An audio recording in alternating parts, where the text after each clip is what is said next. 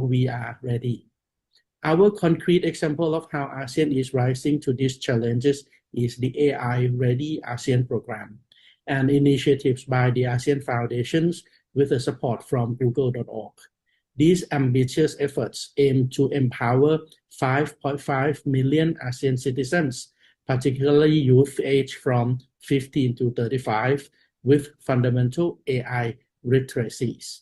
It also involves training 2,000 master trainers who will deliver in-depth hand-on AI training to over 800,000 individuals, ensuring they are equipped to navigate the AI era with confidence, skill, and a strong ethical foundations. One of the central pillars of these initiatives is, of course, the research, not just to understand where we are, but to inform where we are going. That is why we are proud to partner with Science, Technologies and Innovation Policy Institutes, King Mongkut University of Technology Thonburi, KMUTT, the Princess Mahachakri Award Foundations of Thailand, and MIT, Massachusetts Institute of Technology's Advanced Human AI Interaction Program on a landmark studies, assessing artificial intelligence readiness in ASEAN educational contexts. This research conducted across 10 ASEAN countries will gather insight from over 4,000 educators, students, and parents, mapping the level of awareness, technical abilities, institutional preparedness, ethical concern, and social disparities across AI, surrounding AI in educations. The finding will feed directly to national and regional policymakers, ensuring that AI integrations with the education sectors is not comprehensive, but also inclusive, ethical, and evidence-based. In this light, I want to sincerely thank BRIN, National Research and Innovation Agency of Indonesia, for leading this important conversation in Indonesia and for bringing national leadership into dialogue within regional actions. This kind of collaboration is exactly what we need to build an ASEAN where no one is left behind in the digital age. Let me close by reminding us, AI is not the future. It is the present. Our responsibility is to ensure that its adoption is guided by human values, equities, and trust. This research like this, and with your continued support, I am confident we can build an ASEAN that is not only AI literate, but also AI responsible. Thank you very much. Terima kasih. ขอบคุณครับ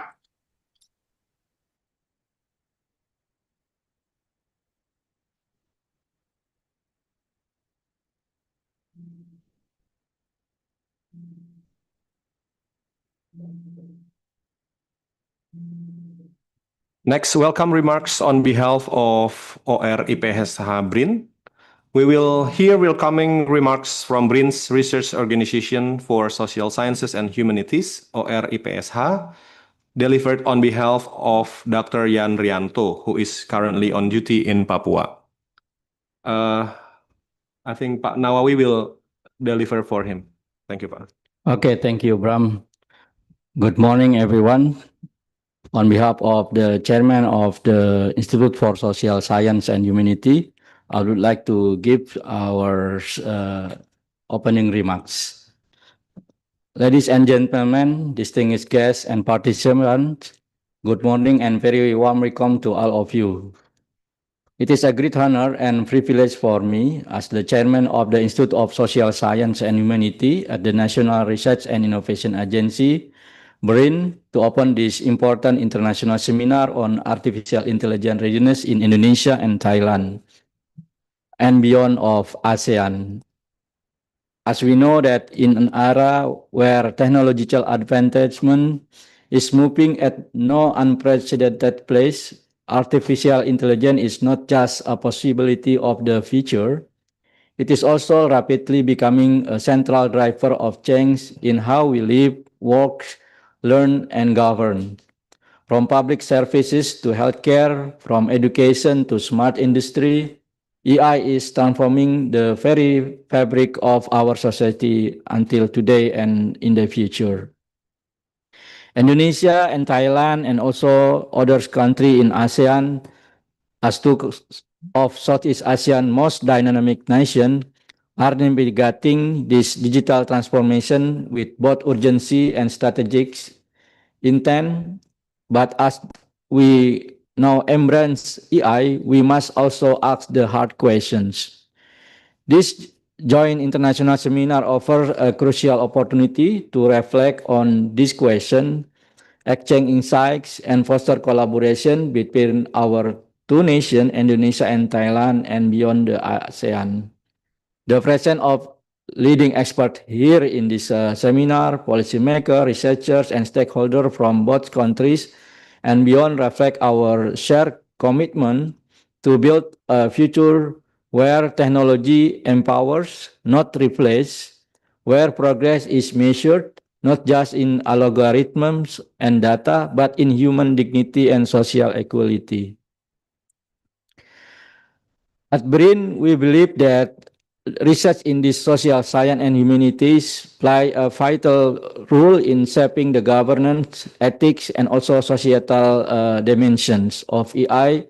Such we are now proud to support this forum that brings together interdisciplinary perspective and also cross-border dialogue. We are also open for research collaboration in the near future, especially for our partner from STIP of Thailand.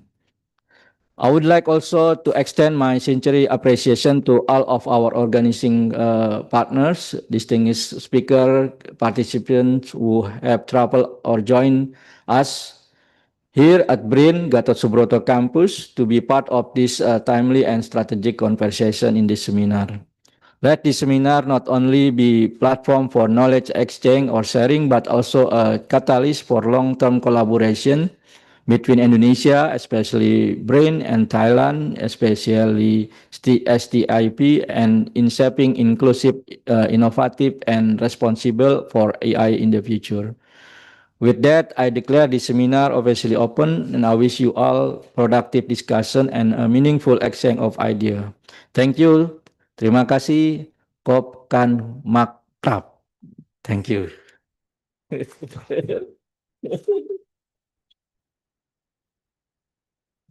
Yeah. Kopung Hap, Panawawi, thank you for the kind remarks and for your continued support of this important collaboration. Next presentation by Dr. Nawawi. Yeah, on AI readiness in Indonesia. Is it okay, Pak? Who's the operator? So I send file to you guys. Okay. So his topic is on the AI readiness in Indonesia, insights from the 2021 survey. We now invite Dr. Nawawi, head of the Research Center for Law, BRIN, to present findings from BRIN's 2021 nationwide survey on AI readiness in Indonesia. Dr. Nawawi, the floor is yours. Okay, he is sending the file now. So yeah, we are all very excited to hear from Dr. Nawawi because this topic is very important.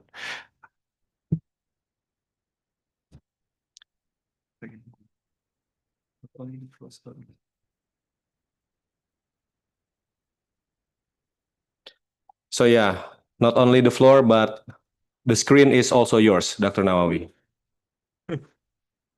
Yeah, I'm excited because I was also a teacher back then.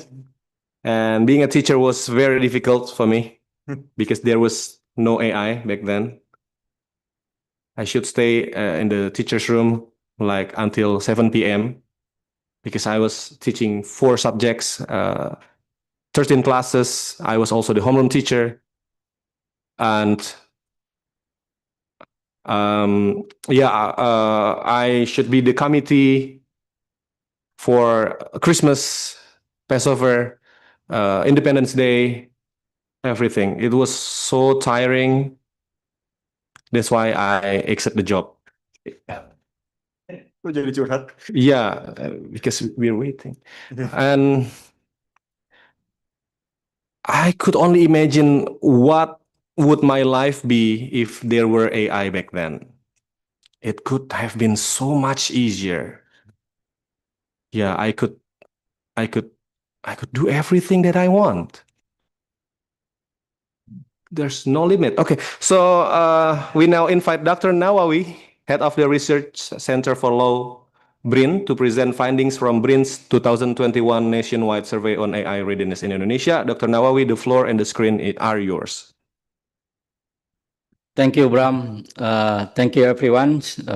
As Bram already mentioned and introduced me, my name is Nawawi. I am currently not just 2 days ago promoted to different research center.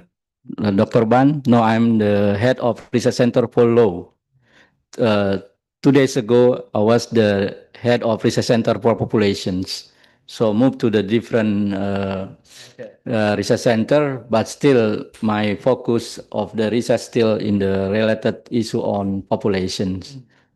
By the way, I would like to present our study about 3 years ago about the AI Indonesian society readiness to face challenge of the artificial intelligence development. This survey actually to support the presidential decree on digital platform and AI integration into the government institution.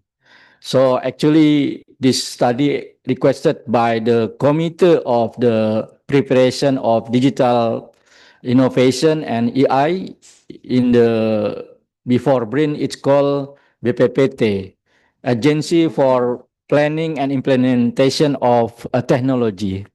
This is one of the study. We have around 5 or 7 study, and we are from the social science to support the policy of the government to establish the use of digital technology and AI in the government ministries and institution at the moment. So we support as a background study actually, and this research next month actually based on what we understand until today about how Indonesian society facing the increasingly widespread of development of AI, particularly if we talk about the 4.0 industrial era, where it's become our well-known condition until now, and also triggered by the books produced by Klaus Schwab 2016 in this book introduced in the World Economic Forum about the fourth industrialization, which he stated that the use of various increasingly advanced technology not only provide new capability but also change how people live, work, and interact with each other. But actually, if we understand about this statement, here in Indonesia, there is pros and cons actually about the AI itself. Some people have an optimism about the use of AI, but the others are still criticism about the AI, and the others just waiting what happen with AI in the next future. Next month.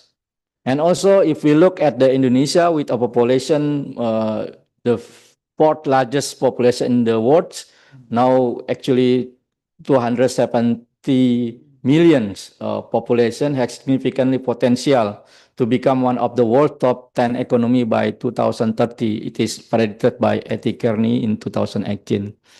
And also research by ADB and also research conducted by Ministry of Finance of Republic Indonesia in 2019 conclude that adaptation of IT-based technology in the Indonesia economy has potentially to increase economic growth by at least 0.5% a year.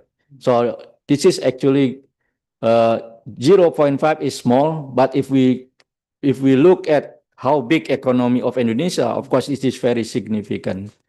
Next.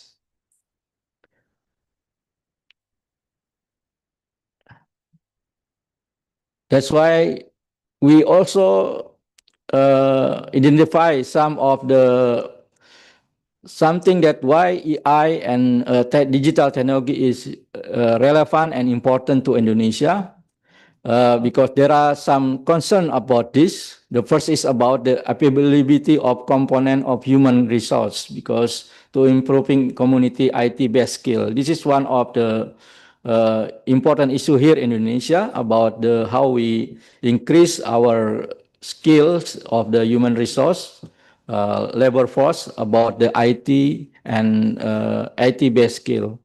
And also how to adapting to community social culture condition, and also values, regulatory protection, and equal access to infrastructure. This is big issue in Indonesia related to the AI and also digital technology, especially if we talk about how AI and digital technology can be accommodated in our social culture condition and value, which is so diverse. As you know that we have 17,000 ethnicity and languages. Can you imagine how diverse Indonesia, including our national authority?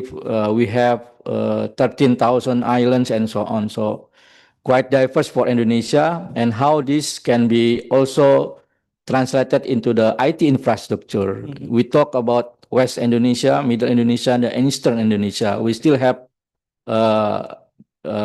problem about access of IT infrastructure. We don't talk about Jakarta. We also talk about Papua, Maluku, and others area in Indonesia. That's why AI and IT, I think, in the near future, one of the important issue for our government. Next. We also have something we call it complexity about AI. First, issue about job loss. Here in Indonesia, we already witnesses how AI influence our labor sectors. 10 years ago, or maybe 15 years ago, if we come to Indonesia, if you cross the toll route, you still see operator of toll route for payment, because we still have using people, labors, but now we don't use it again because we use the digital card. Or for example, I know in Bangkok, you don't need the card anymore. You just cross because you just adjust using the tips or something, right? And also, actually here in Indonesia, so many job loss because of the AI. One case is in the transportation and also in the logistics. Even now in several banks, like one of the best private bank, they only have several employee to serve the customer. But later on, maybe all using the machine or technology. The emergence of new types of cyber crimes. This is also happened here in Indonesia. We have what we call it online transaction. So many frauds. Even this morning, I just got a message from online transaction. Will you want to join this? And I say, this is not, because it's very dangerous to join. Yes, scammer and something. User data security. Also here we still have problem with this. The latest issue, around half of our population data taken by cybercrime to use everything. So we still have problem with the data security, and also change in lifestyle and social relationship. This is also happening now in Indonesia. People prefer to use social media even for the social relationship. For example, before AI and digital technology, we send letters, we send greeting with cards, but nowadays we don't use it again. We just using digital card sending and also using video conference and so on. So this is change our social relation as well. And also uncontrolled freedom of expression. Wow. About this, it is also, I think, big issue in Thailand, also Indonesia, in many countries. Even now, we can see what happened in other country only within seconds.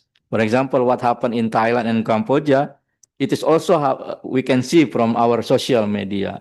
What happened in Palestine, what happened in US, we just can see from social media. So many pro and contra also express their expression now freely. in social media. But at the moment, Indonesia have also IT law. Many people don't know about this regulation, and then they become trapped in the against the law, and then bring them to the court. So it is also become big problem now in Indonesia. Next, Mas.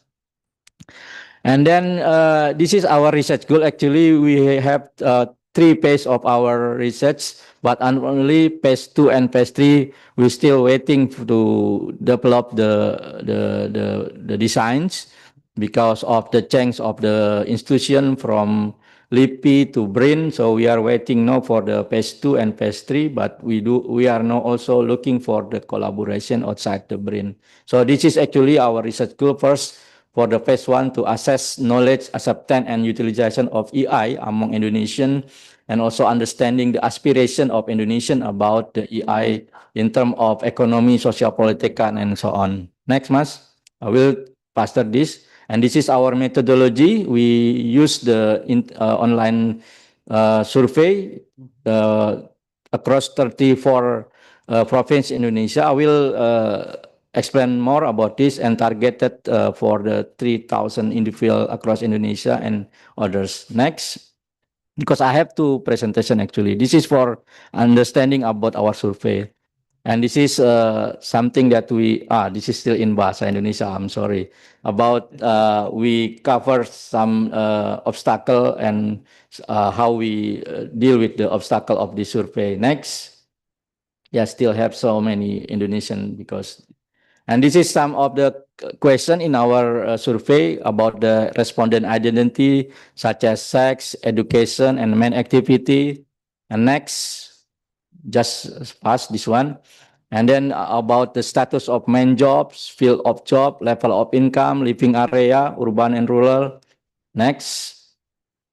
And also about their knowledge about AI, frequency of hearing AI, frequency of discussing AI. We use Likert scale and others. Next. It is about AI acceptance, their attitude to AI acceptance from the government services, from self-service using in the economy activity, and then using the automatic transaction and also online transaction. Next, it's about the use of AI. We ask about the use of the social media, and then their awareness about how to use their private data in social media through AI, and their experience using the digital economy and products basis on online and so on. I will discuss it later on this one. And then also about the media, the benefit and the risk, we also ask them about this. And next, also the use of AI about the risk and also how they deal with some frauds and everything. Okay, next. This is just to understand about our survey, and also aspiration about the impact of the AI to the community. So we ask them also about the negative impact of AI and the positive impact of AI. Next, Mas. And also aspiration about the impact of automatization, digitalization, and AI to socio-economy, politics, and our culture. So we also ask them about the positive and the negative impact. Next, Mas. Okay, next to the next slide about the result of the survey. Yeah, in this phase 1, actually the result of the survey has been used by the government to mitigate about the impact of the AI in our society, our community.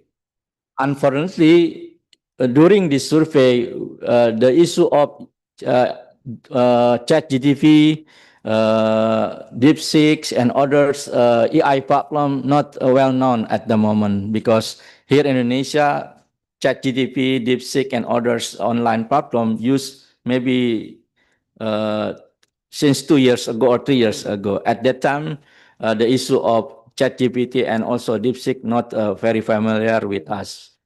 Okay, now this is something that I want to share with you, the result of the survey about the readiness of Indonesian to the challenge of artificial intelligence development. Next, Mas.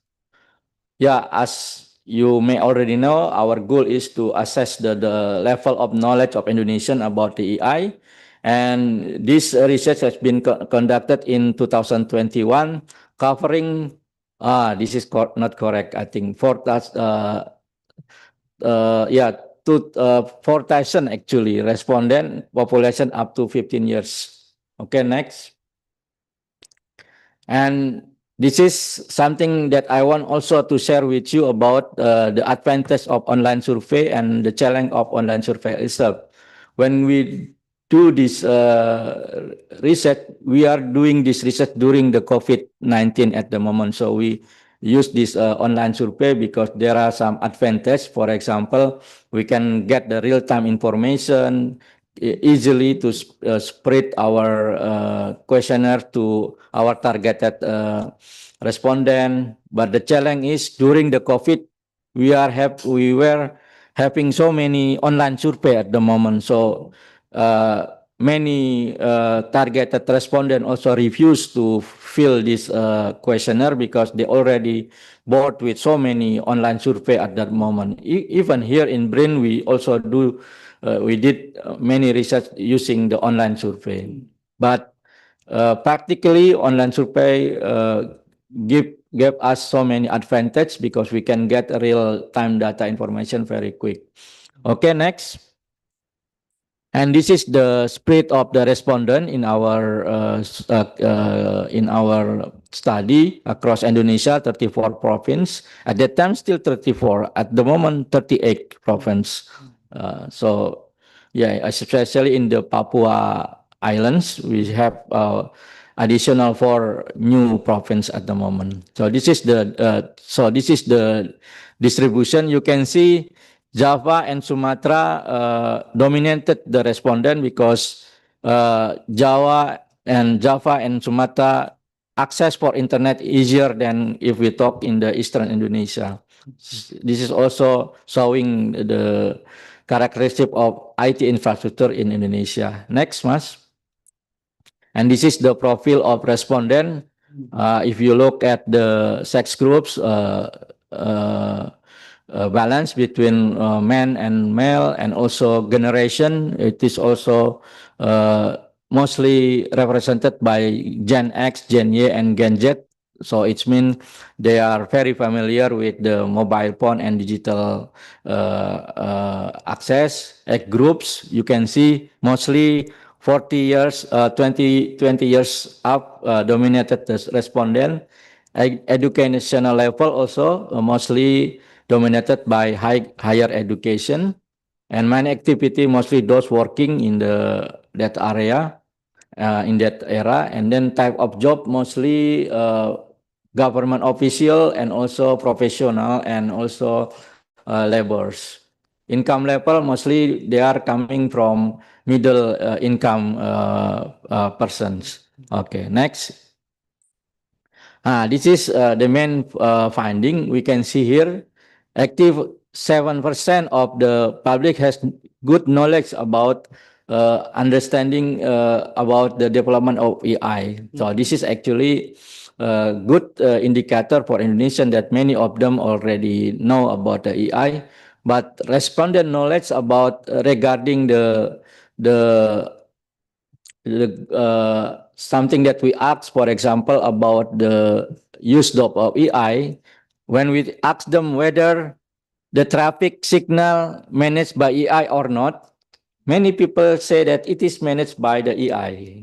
It's quite interesting because here in Indonesia, we have a traffic countdown. If you are in the traffic, so sometimes they use from 10 to 1, then go, or sometimes the traffic adjusts from 20 because bad traffic or something. So AI use this, and many people already know. And we also talk about the respondent with correct answer, whether this is AI or not. We can see this mostly they say that it is not AI. So people still don't know about which is this AI or not. And if you read about this explanation of the survey, yeah, mostly because at the time the implementation of AI is still limited in our society. That's why many people doesn't understand whether it is operated by AI or not.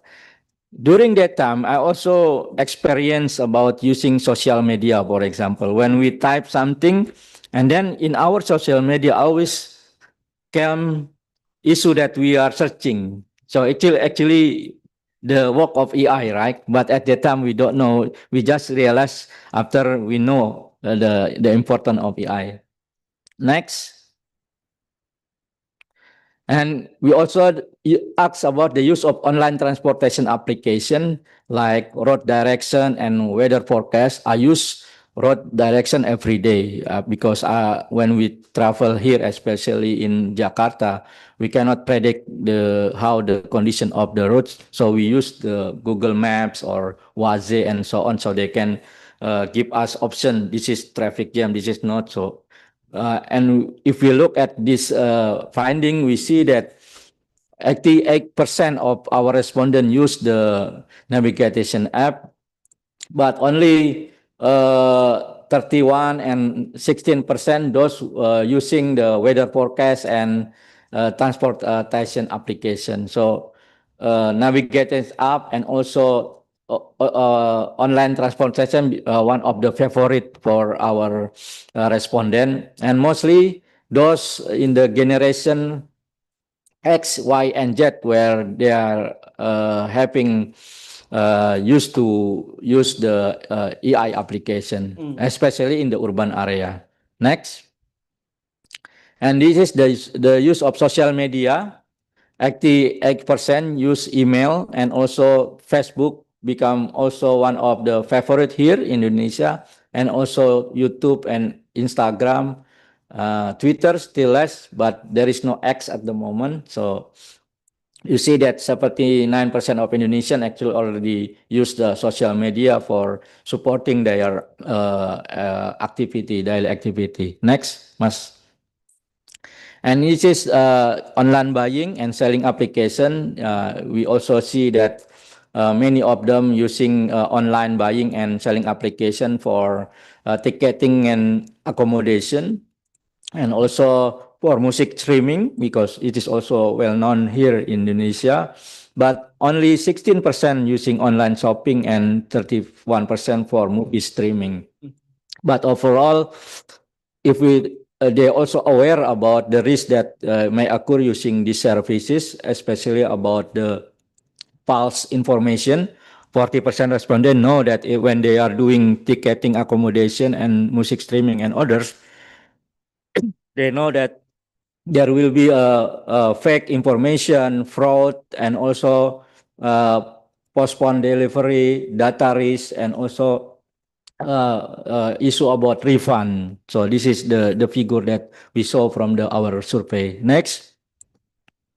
And also about the use of social and health application, because we are also using like about the religious activities, about the health, and also education, and smart personal assistant application like ChatGPT. We see that 91% of our respondents already use the smart personal assistant application through Google or through GPT like that. So actually, ChatGPT no longer unpopular now in Indonesia, very popular, especially at the moment. I think many students also use ChatGPT. Even my son, now 6th grade in the elementary school, when I asked them about his homework, and he just say already finished. I do that. I say, wow. Now the current government, they just use AI for doing their homework. Okay. Next, Mas. And this is the level usefulness of AI technology by respondent. Yeah, level of helpfulness with the choice of AI. Most respondent actually say that 44% say that AI help them with any problem, but still 53% mentioned that 53% mentioned that AI helped them with many issues.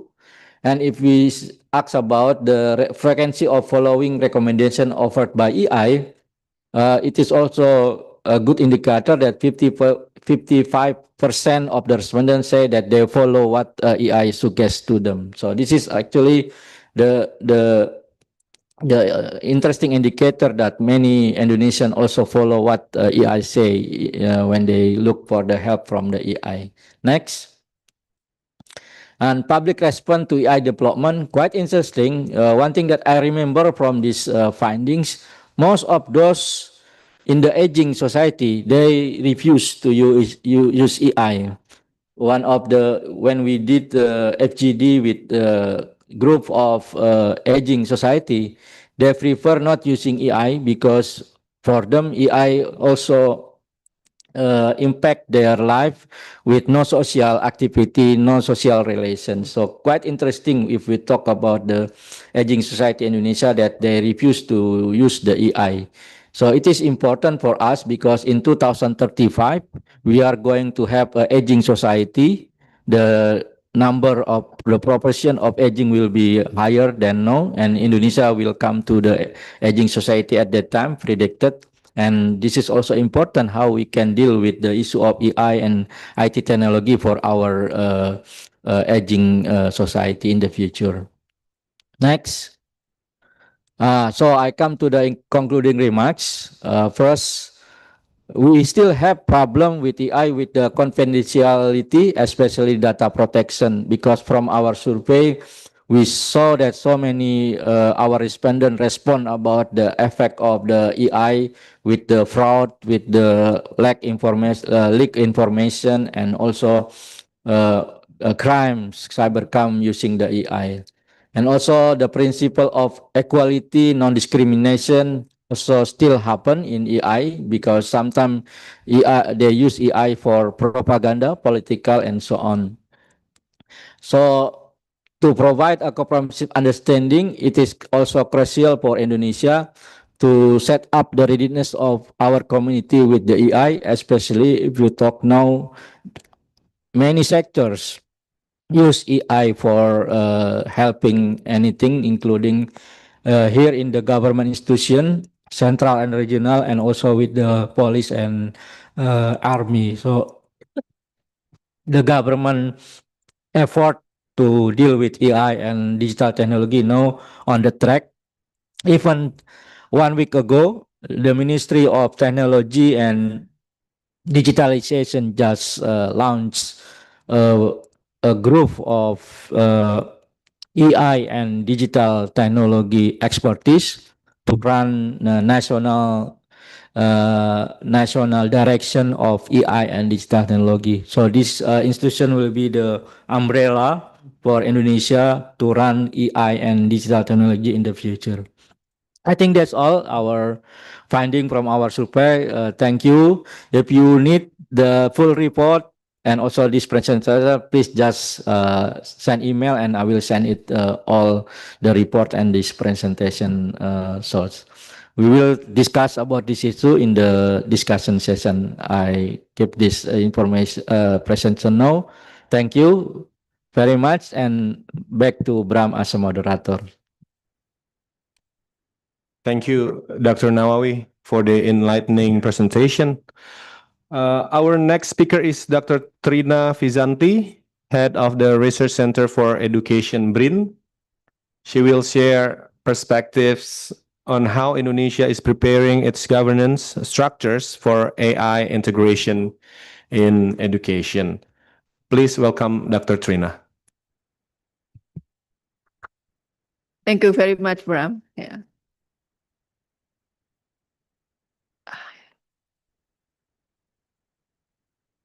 Okay. First of all, I'd like to greet our guest, Dr. Bang, from Director of STIPI Thailand, and all our colleagues from STIPI. Welcome to BRIN, and also to Dr. Nawawi and all our colleagues from BRIN. This morning, I feel like so grateful to present our research on AI in education, especially from our team at Research Center for Education.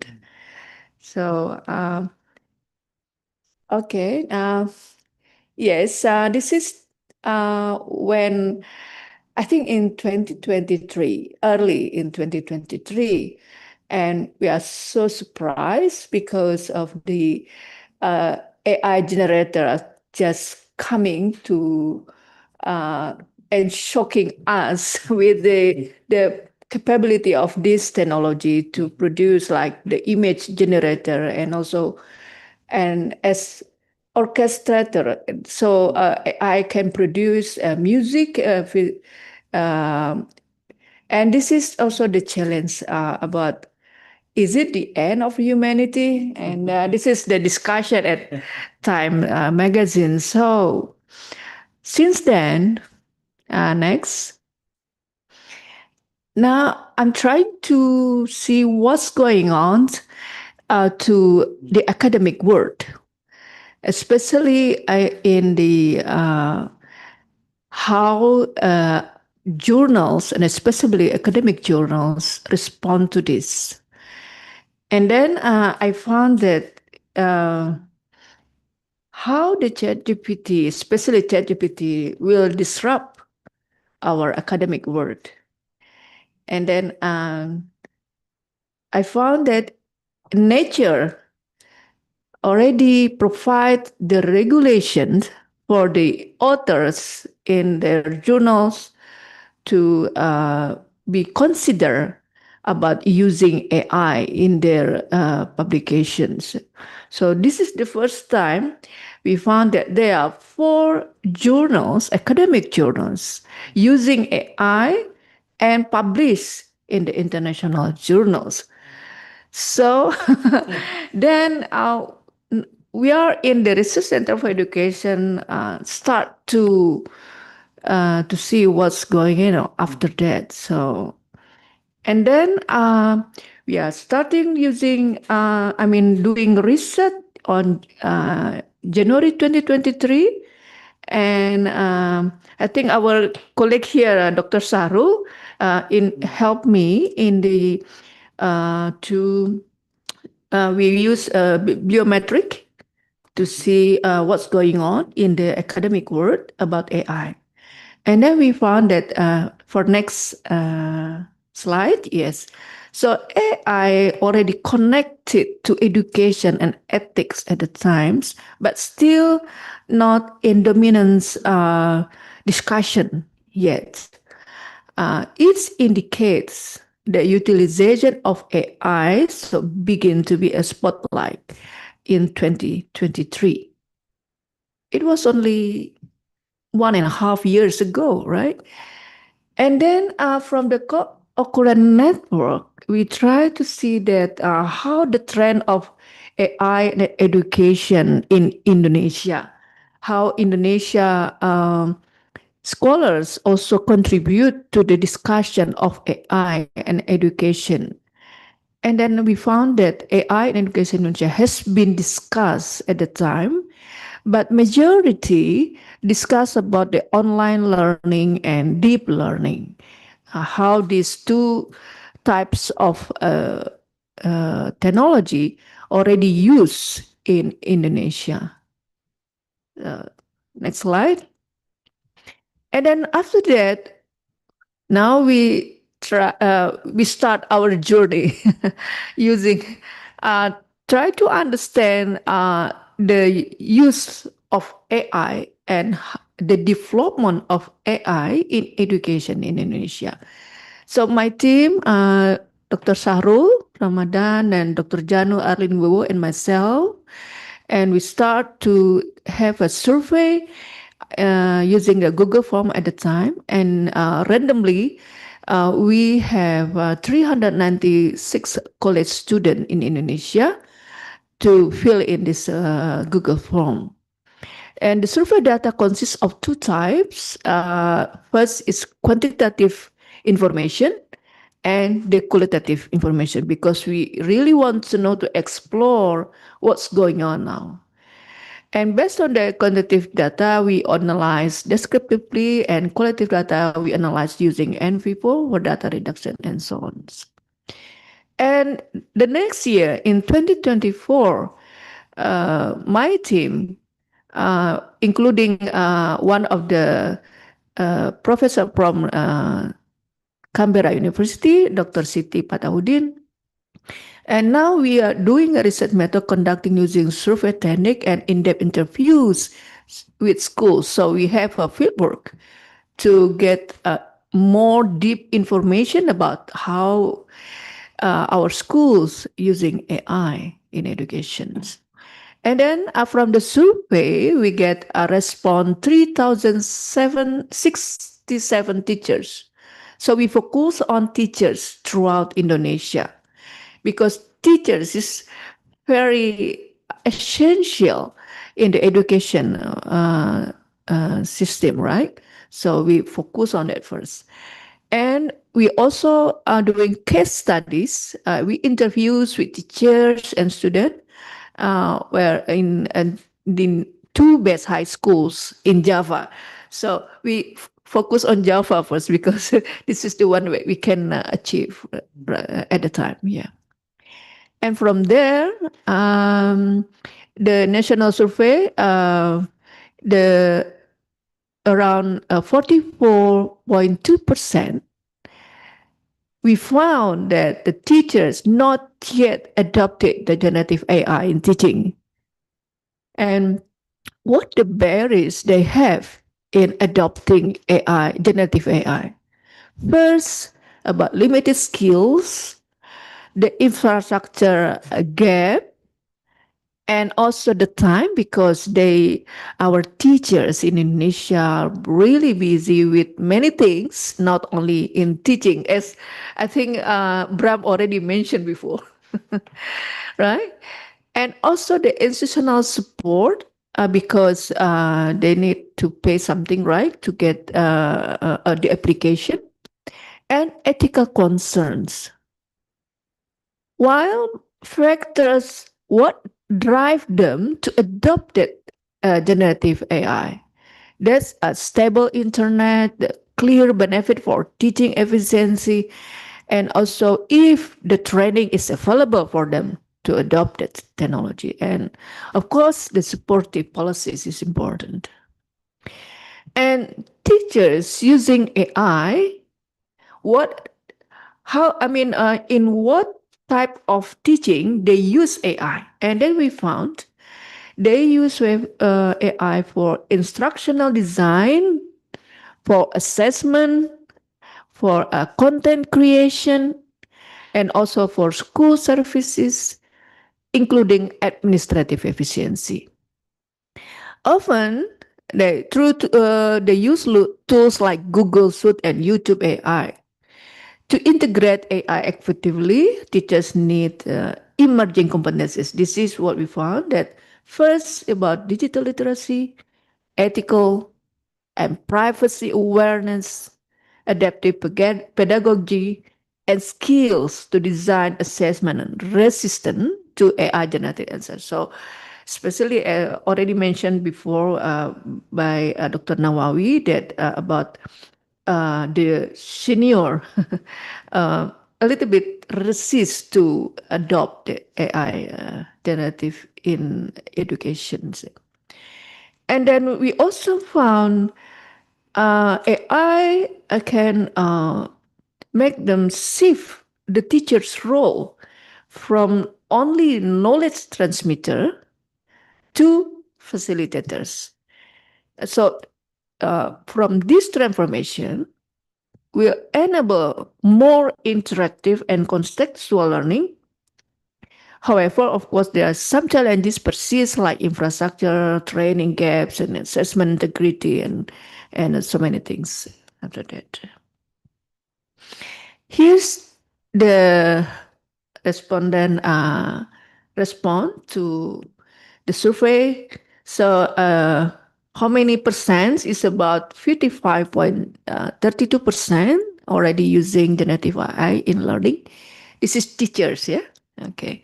And next, the profile of our teachers who already not use, this one is not use AI. You can see like this is based on the teacher experience.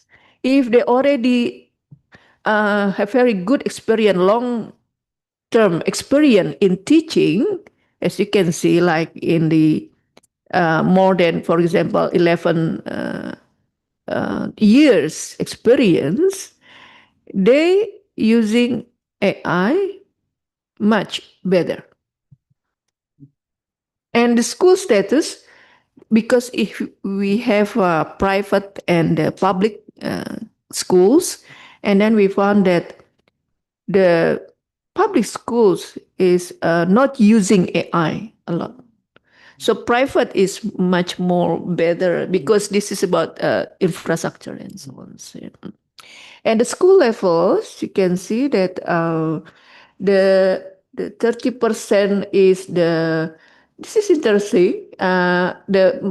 Here in Indonesia we have the state education system and non-state. Actually, this is the religious education system. So we have a various education system in Indonesia because not only the government involved in the educations, but much more. I mean the community and the private also involved in the education systems. So we're trying to understand why they're not using AI. The next slide. And then we found that this is because of limited information or the capability to use AI. So because in 2023, this is still new, right? So they just try to understand first, and it is acceptable to why they're not using AI because of information. And also limited AI network or application to education system. So what another reason that's also interesting about the concern about negative impacts and lack of skills and knowledge and so on. And what the drivers, you can see in the next slide. This is, they need adequate training to apply the AI generative. So if they don't have much training, so this become a barrier for them. And also support and resources from schools, also important of using AI. And as here, the purpose of using AI, the important thing for our teachers is to create the learning media because they need to make the teaching much more maybe enjoyable, and so that's why they create the learning media is much better using AI, and also in learning materials. And what types of AI our teachers use? This is like Google Suite, YouTube. I think this is education platform, but Canva AI is the first one, and the second is ChatGPT. So this is our and Gemini at the time still number 3rd from our survey. Okay, I think for the purpose of using AI in education, making teaching materials, evaluating question and delivery of learning material and so on. And the next one, what the benefit of using AI? And our teacher said that can increase student interest and enthusiasm if they use AI. And also more efficiency and convenience because they can use that with limited cost. And also support them to be more innovative and creative in teaching. And access and personalized learning. Some of our school at the time already used AI to make personalized learning. and more engaged and efficient learning. And about the positive impact of using AI, you can see that here, increase student engagement and so on, and also improve quality of teaching and learning. But also, there is a negative impact of using AI. First, about over reliance on AI, as Dr. Nawawi already mentioned that his son using AI for homework and so on. So over reliance on AI, so not make a critical review if they use AI. Laziness and lack of creativity, risk of plagiarism, and so on. And also reduce social interaction and understanding, depending on certain information. And decrease motivation to learn sometimes, and misuse of technology is also one of the issues here. Okay, I think for the qualitative data, we can just pass that one. And then we move the potential and challenges of AI in education. So the potential is there, changes in learning, adaptation, and so on. But at the same time, the challenges we have, like about ethics and dependency of the technology. So next, we can see our survey in 2024, we focus on what the key competencies of our teacher should have to integrate generative AI. And our survey found that the competency that teacher need is first digital literacy and technology, ethical and privacy understanding, how they can use AI in responsible way, and about teaching method, the pedagogical ability, and also lessons planning or managerial skills. This is the 4 key competencies they need to integrate. And what the teacher's views on the impact of generative AI on classroom roles and responsibilities. First, role shifting from teacher to facilitator, increased engagement, but still ethical challenges and cheating, failure of honesty and integrity. And some practices and challenges in implementing generative AI in schools. This is based on our survey. Infrastructure support for AI platform is still limited. Specialized training for teachers on the responsible use of AI, and challenges in assessment, because there is an opportunity to use AI in assessment because it is very quick in results, but still, is it really represent the result of? So this is still a questioning for our teachers. And resistant acceptance of the integration of AI in education.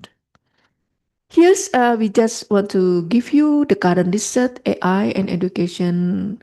This is funded by Research Organization of Social Sciences and Humanities. There are 4 research projects currently. 4 focus on the utilization of AI in education, and the other 3 is discuss about the development of AI for education. Okay. Next, yes, this is the other 3. Next one. Okay. I just try to highlight what the Indonesian think about the navigating the readiness of using AI. According to the Deputy Minister of Higher Education, Science and Technology, Professor Stella, at the time there is a meeting, right, in ASEAN, and then she mentioned about responding to the development of AI. ASEAN needs to design an education policy related to the aspect of readiness and responsibility in the implementation of AI. So I think that there are 2 key words important here: readiness and responsibility. And okay, in conclusion, to promote regional collaboration in ASEAN to navigate AI governance, readiness, and responsibility in education. We propose like policy of AI education is very important, essential, and ethics of using and developing AI. We know that UNESCO and so many things, the institution already discussed about it, but we need to see our context, our culture, our society itself. So this is important at ASEAN. And what the education role in responding to the AI development? First, we think that human is not only about intelligence, but super intelligence. It's more than AI. We need to focus on analytical thinking, critical thinking, emotional intelligence, social intelligence, spiritual intelligence. So I think that's all. Thank you very much for your attention.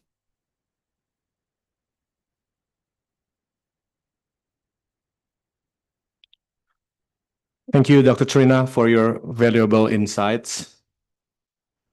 Now we turn to our honored guest from Thailand, Dr. Bang Ngamaruncho from STIPI KMUTT. He will share a regional overview of how ASEAN member states are integrating AI in the classroom. Dr. Bang Hap, the floor is yours. Thank you very much. And I would like to begin with sincerely thanks to the host of this event, the BRIN, and also the grantor of this project, of my research project, the ASEAN Foundations and Google, to allowing us to research these very meaningful and important issues for not just only Thailand, but ASEAN as a whole. The project is assessing artificial intelligence readiness in ASEAN educational context. And the objective of this research cover with really simply three questions or objectives. The first one is to assess AI readiness level among three critical agencies, that is educators, university students, and parents, their parents, within our ASEAN member states. The second objective is to conduct the strategic comparisons to develop the comparison strategies that can extract very meaningful policy implication from the readiness surveys. And the last thing is to use the evidence that we gather from this project to inform and suggest particular countries in our ASEAN regions and the regions as a whole to make a very well-crafted policy recommendations. This is our three objectives of the projects. And let's begin with the operational definition of readiness, which if you read 10 report, then we have 10 definitions. So we try to make it understandable by create the operational definition of our projects. That AI readiness refer to ability to use and willingness to integrate AI in the educational setting of each countries we surveys. And in this sense, the AI readiness is very broad, and we should measure at least, in my opinion, in our team opinions, 3 dimensions. The first one is the personal readiness, which refer to at least 3 levels of the personal readiness. The first one is about the knowledge, the understanding, about AI. What is it? What is the function of it? And the second subcategory of personal readiness is about the attitude, the awareness, that the attitude that determines your behavior. If you understand what is AI, what is the exact artificial intelligence in educations, do you want to embrace these tools into your curriculum or not?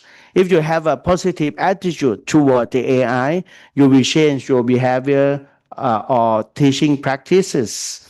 So this is the second level of readiness. And the third level of personal readiness is your competency. You may understand AI, you may have a good attitude toward AI, but if you don't have capability to manage it, it means your readiness is low. So in order to measure the personal readiness, we measure 3 levels. You understand it or not? You are aware that is important and want to embrace it or not? And you have capability to handle it or not? If you have 3 yes to this kind of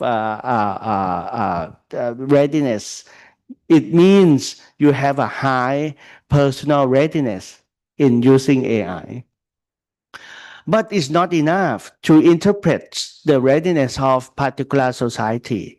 Personal is one thing, but institutional is also very important. The talent one, if we put the talent, the high readiness person into a very bad institutional setting, it means nothing. You cannot produce any good consequences from those talents, right? So we want to measure not only personal readiness of AI, but we want to measure the institutional readiness of each country too. It means culture. It means culture. Your culture allow the high potential people to utilize the new innovations for education or not. If your culture is really fixed, even if you have capability to use new technologies like AI, it produces nothing. Also, we will measure the AI policy or guidance. If we have a clear guidance, it's really helpful. And also the last thing is related to the resources and infrastructure. These 3 elements determine the institutional readiness of each country that allow people to adopt AI in education. And the last group of readiness we call ethical readiness. It's readiness of each particular country to handle with ethical issues like social justice, access, inequality of accessing to AI or technologies, education and technologies, or partialism. Can you handle with the AI-related partialisms? Or do you have any clear governance to govern the negative consequences from AI? This is the third categories of AI readiness. So in each country, we measure these 3 types of readiness and try to bring the policy implication from evidence we gather.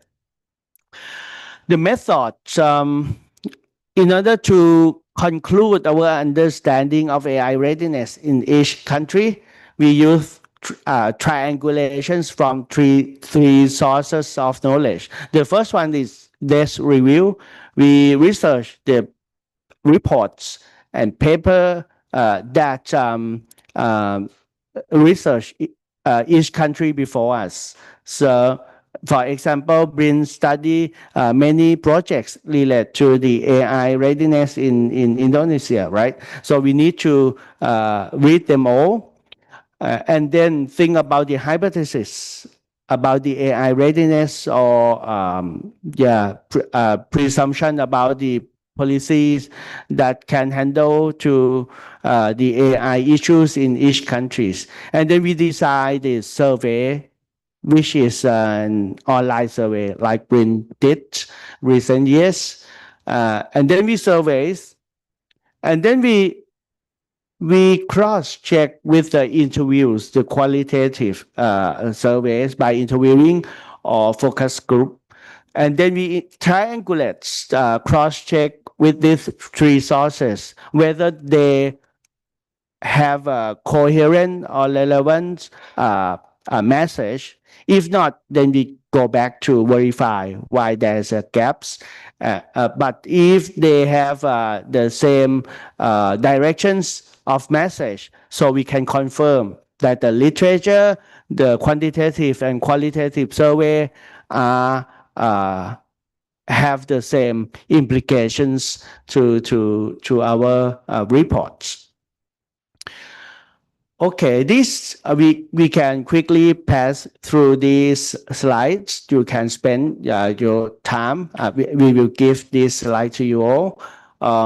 This is the current status of the surveys. We have already surveyed 10 ASEAN countries, cover 55 cities, and to make sure that we can compare them all, we are focusing on only the municipal area of each cities, not cover to rural area, so that we can compare with the similar, at least the level of development.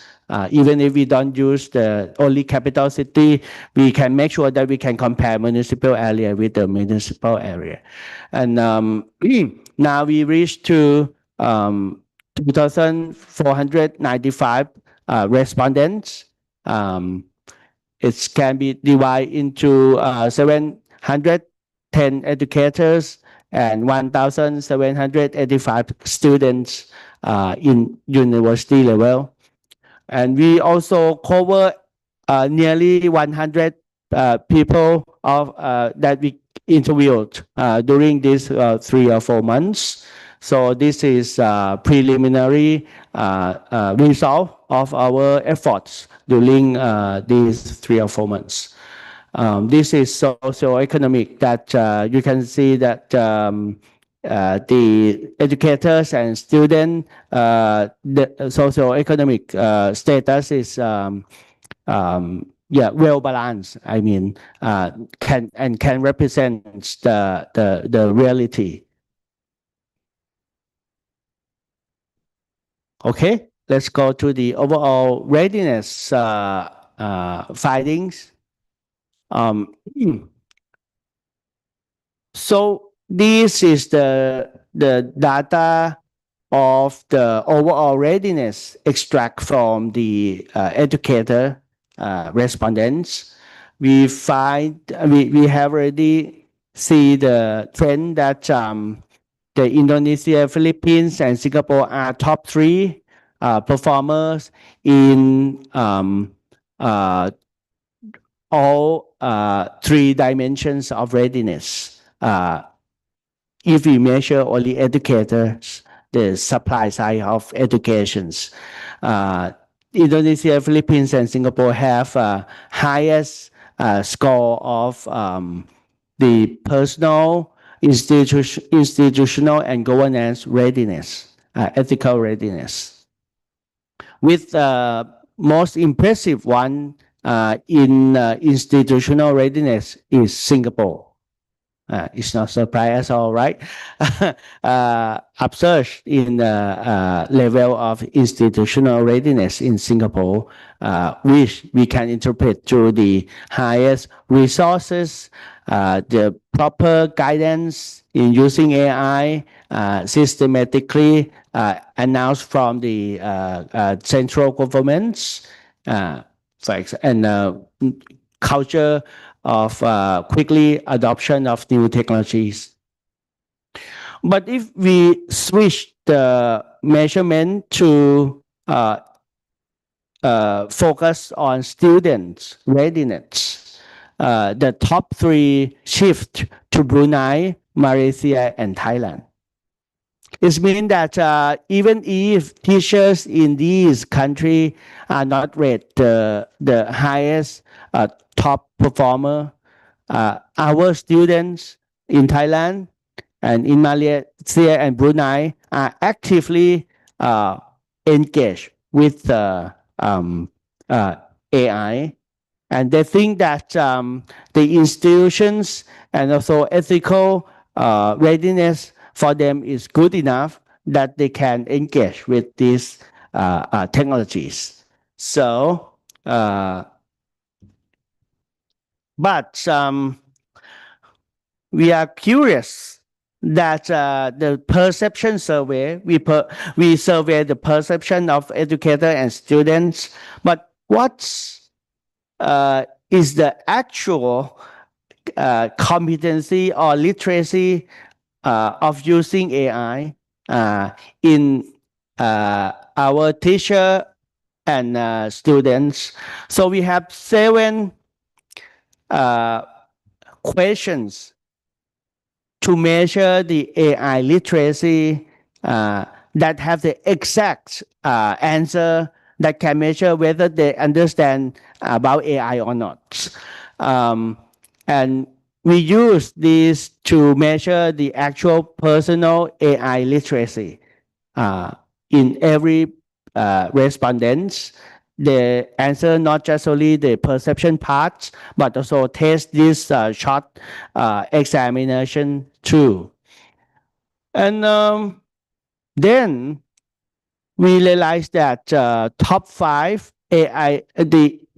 top 5 countries that have highest actual AI literacy are Singapore, Malaysia, Indonesia, Thailand, and Vietnam. These can be analyzed together with the perception index, the perception readiness that we surveyed earlier. And then we can divide our 10 ASEAN member states into 3 groups. The first one is optimistic group, we can say. They rate, according to their perception, they rate the AI readiness score higher than the actual AI literacy tested by our 7 questions. So the 45 degree line represent the point that percentage of the readiness perception and actual AI literacy is equal. Along this line, it means the perception and reality is similar, the equal. But if perception rating is higher than the actual AI readiness, it means they have an optimistic view about their readiness.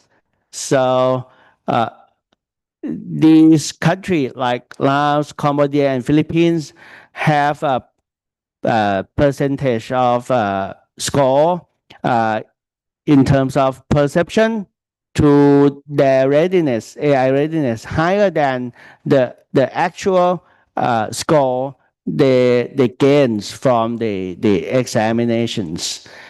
And the second group is neutral groups. It means the perception and the actual score is similar. It's Myanmar, Vietnam, Thailand, and Indonesia, or even the ASEAN on average, they are in this group. And then we have the third group, that is the pessimistic or the tough evaluator. They expect much for themselves, even if they rate the perception. They rate the readiness lower than the real score. That when they encounter with the testing, they may have nearly 80% of a score, 80 out of 100. But for example, Singapore, they have about 80 score of 100, but they rate themselves just only less than 60%. So they're tough to their own self. That's why when we understand just only the perception is maybe distorted, it's not represent the reality 100%. So this is very interesting angle that we want to explore a bit more in the second phase of our project. how to standardize by taking into account this kind of the optimistic or pessimistic view toward their own self, and readjust our readiness index. And if we consider the prior slides, we measure the educator perception and actual literacy about AI technologies, and this is student. We can see that if we consider the actual AI literacy of student, the Brunei student jump into the second rank. It shows that if we change the agency or respondent group, then picture is changed too. Not just only perception, but also the real capability or real literacies. Thailand, Malaysia, and Indonesia still in the top 5, but Vietnam is ranked 8th. So we need to investigate more why the student of Vietnam was really different picture, have different picture between perception and the AI literacy index, actual one. So we may extend our respondent in Vietnam and try to do, if it reached to the higher numbers of respondents, this trend is still exists or not. If it exists, then we need to interview more, in-depth interview to understand why this happened. And the deviation from the 45-degree line is lesser in the case of student. So it means that the perception and reality are the same, not too much diverse. Okay, then we jump into the impacts. AI, you also, BRIN also study about the impacts of AI to educations, both for educators and students.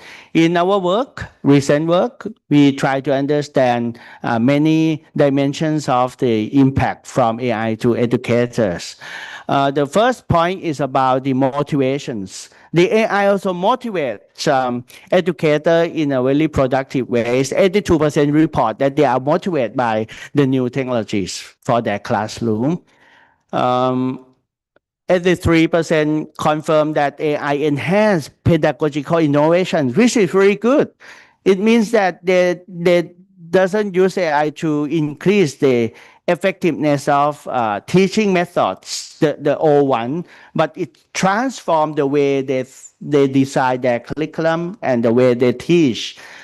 This is very transformative. It's not transactional. It's transformational. And 79% confirm that AI enhance professional opportunity. It means incentive. It's not just only teacher have the new way to teach students, but they also can gain opportunity of their career path by applying these new technologies. So there's an incentive, not just only apply AI for others, for their students' sake, which is very, very benevolent. It means they think about the other welfare. But at the same time, they report that they can leverage on these application for their own self too. So it's win-win situations. 73% confirm that AI improves assessment and personalized feedback. It means two-directional, right? Teacher assess student and student can feedback to teacher. So this is very high percentage. 73% confirm this trend that they can use AI for access student. And I also try this kind of applications by I'm test by myself. I read the grades of student first, systematically, and then after that, I prompt the AI to grading student, and let's check whether my grading and AI grading is the same or not, and it's pretty much the same. So the assessment is, but I think we should use it as a cross check to check whether my grading is relevant or not, or there are blind spot that I'm not thinking about it or not. So it's like a cross-check tools for me to make my judgment fair and consistent. 86% confirm that AI significantly improve teaching efficiency. Spend less time, equal output and outcomes. For example, 76% confirm that AI significantly changed their teaching methods. Okay, so overall, more than 70% have positive impact on teacher. More than 70% of teacher respondents declare that AI have positive impact on them. How about students? 69% believed about student is really complicated one. I mean, when we survey, we try to make sure that because we have limited time and we have to make sure that our survey is useful. So when we try to understand student, we have two sets of data and to cross-check themselves together. We also ask teacher to evaluate the impact of AI on their students. So we have a perspective of teacher toward their student, and also we survey the student themselves too. So we can cross-check the ideas of teacher that view to their student and the self-realization of student themselves. This is positive impact identification by asking teacher. And teacher report that 69% of teacher believe their student gain positive impact from AI. And the main impacts contribute to motivation to learn, attention to the course and content, and learning performance. More than 60% report this positive impact. And then cross-check by asking students themselves. Students confirm that AI have positive impact, even more than educator. The lowest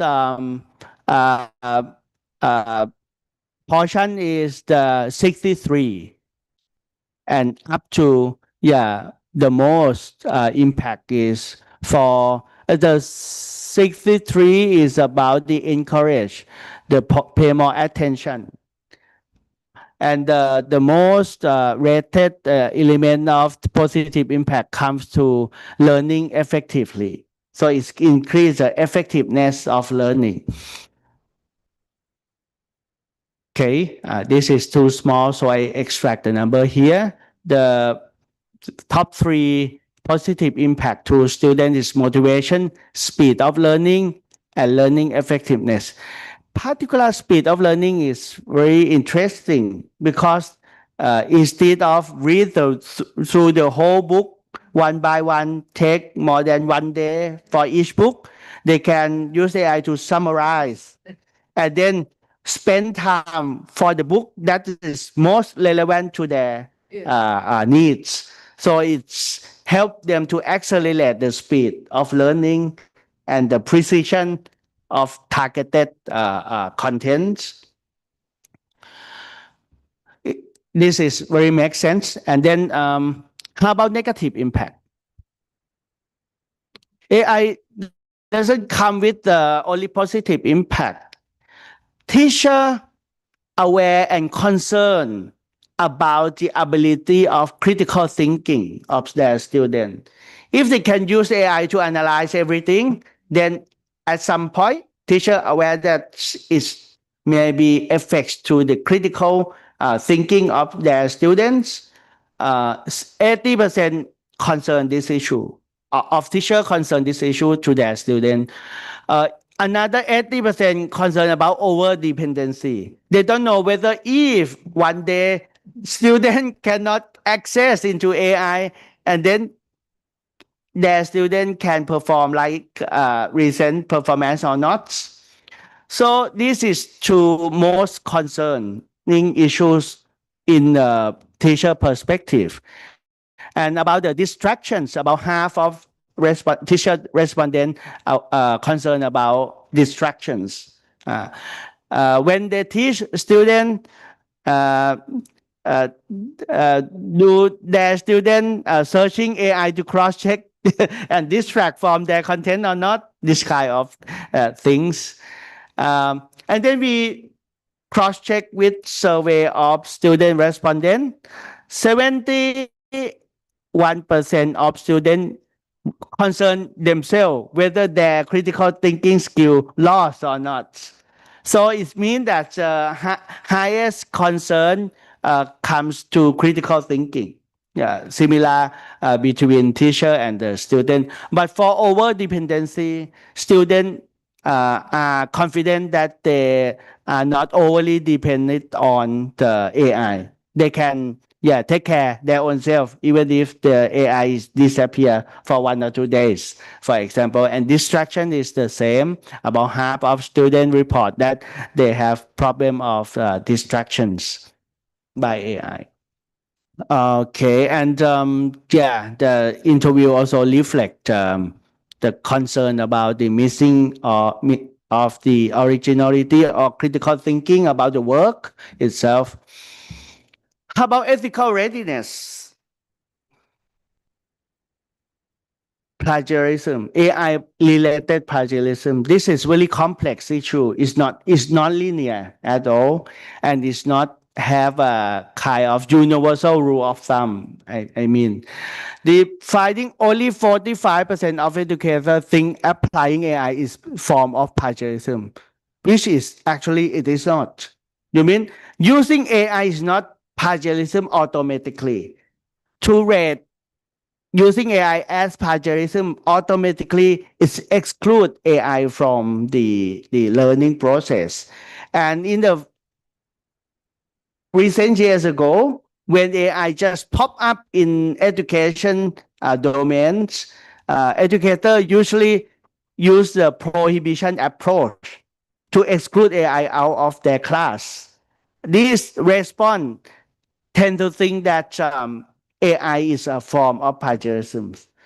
But then we realize that it is not automatically plagiarism.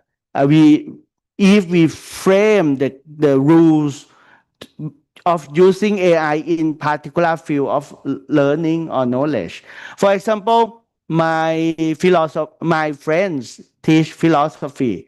He allowed his student to use AI in his class, but you need to send the prompt dialogue between the student with an AI to check the logical flow of discussion, like aristocratic way to think about philosophizing. He want to check how students interact with AI in order to come up with the results and rewards or rate the score by looking into the log of the dialogues. For example, so using AI is not plagiarism by its own self, but it needs to comply with the guideline of each particular field and its difference. In math is another thing, right? In philosophy, in humanities, in economics, there are really wide range of should do or shouldn't do in each particular class or subjects. And so even if 57% of students think applying AI is plagiarism. 80% of them use it for their assignment. So some of them have a contradiction a bit. They think it's a form of plagiarism, but they still use it. So this is something we need to dig into details by interview them properly. And then we are asking about 70% of educators have to prevent plagiarism, and 64% of teachers think that those measures are effective. But this is really sensitive issue. If we don't have a good guideline, it leads us to the untrust environment in the classroom. Teachers have measures, including the program to trace whether students use the AI or not. And then students, in many cases, use the application and program to check whether teacher use AI or not in the classroom, and they sue each other in some countries. This happen now. And then, so the AI communication is very important. The framing, the rule and regulation that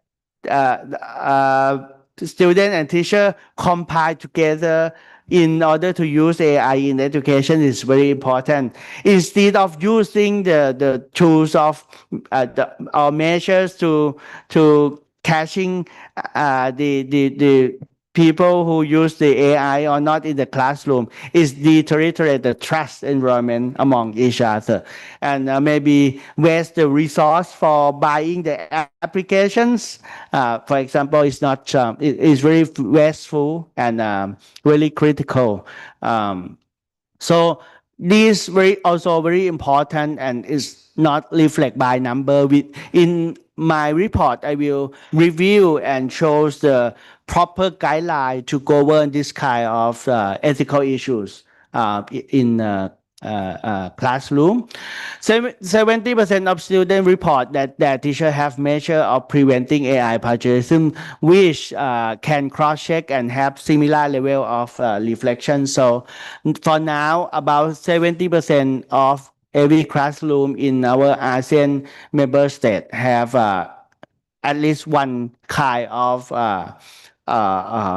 measure to prevent AI plagiarism in the classroom.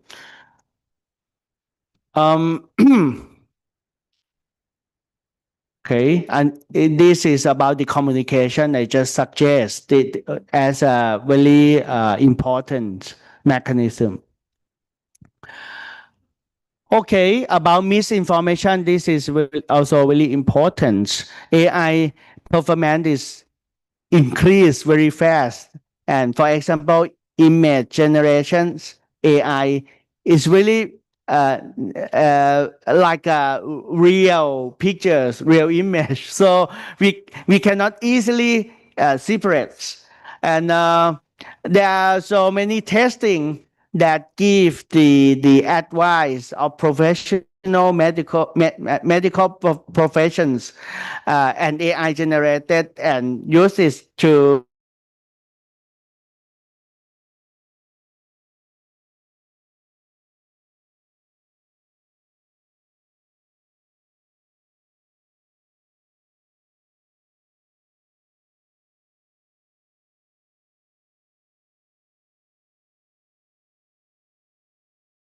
is more and more make us confused between the reality and the AI generated contents.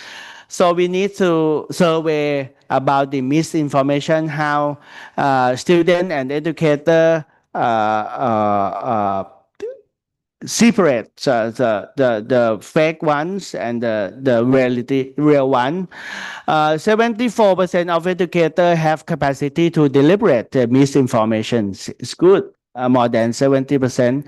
And 77% of students report they also have capability to do so. And 84% of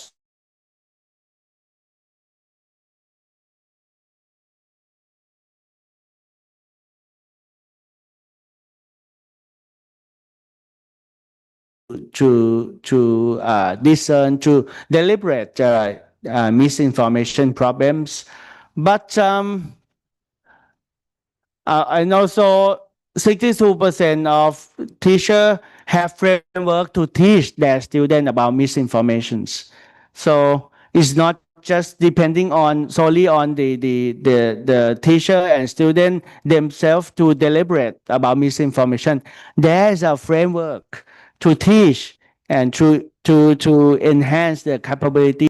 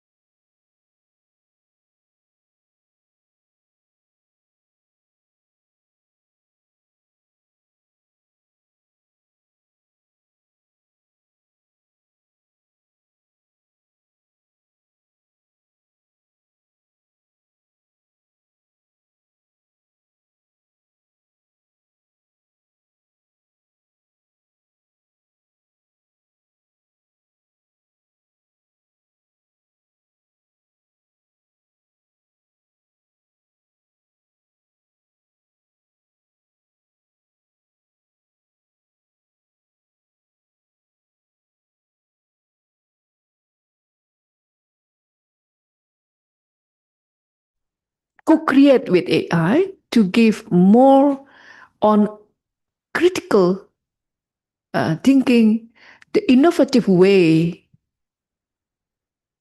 We will be like a partner with AI. This is my opinion. Thank you. Just quick response to this issue. I think AI is just solely tools, and in normative terms, we should treat it as a tool, tools or instruments. And in normative term, we can, if we consciously think it's tool, we don't want tools to govern us. We consciously, we can interact with it with really these clear standing points. And then, I think this concern is valid. It is really valid. If we don't have clear normative ideas about how to interact with it, at some point we may drift into the position that allowing the tools to govern us. We don't think to use it, but we allow the instrument to govern us in many aspects of our life. This is the first point. And if we consciously think that we use this tool as a master, not slavely, so we can maintain our leadership while interacting with it. Another thing, I think, some may name this cycle as of anxiety as a Sisyphus cycle of technological anxiety. I mean, when the new technologies emerge, it's raised the anxiety and concern about the subjectivity of people or capability of us. For example, it's really well recognized among philosophers that when Greeks have the writing instruments, the Plato concerned that, I'm not sure, Plato or Socrates, he concerned that people stop thinking. We can write down and then record this on the instrument.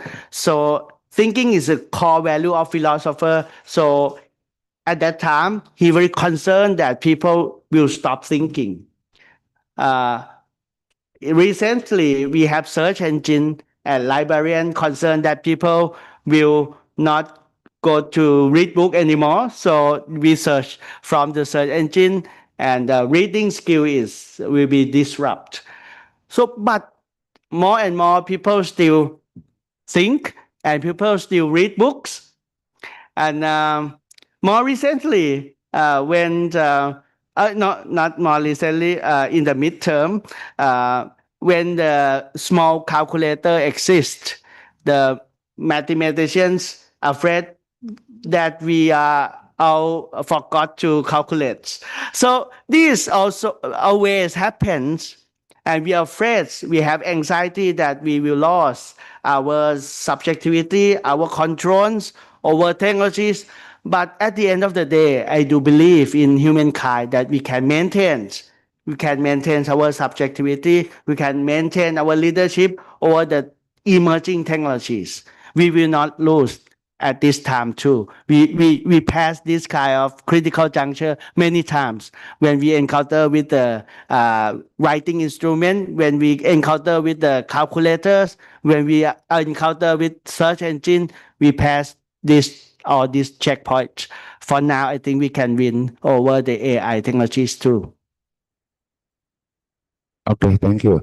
The very interesting phenomenon in my university is many of my students, they make AI become her or his friend.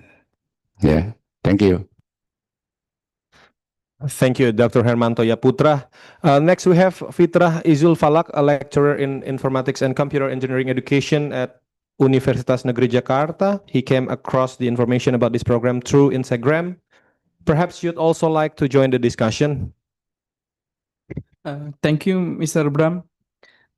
There is one question about AI in education. What is the is there any question or point that indicate Indonesian readiness in independently implementing of AI infrastructure. I see on the survey there is some of AI, ChatGPT, Gemini, and Canva. That's AI is not Indonesian product or Asian product, is of US product. There is infrastructure that AI can implementing in ASEAN or in Indonesia that can we have clear data like that. So AI is not just we not just use, but we can make it uh, with our data like that. Thank you.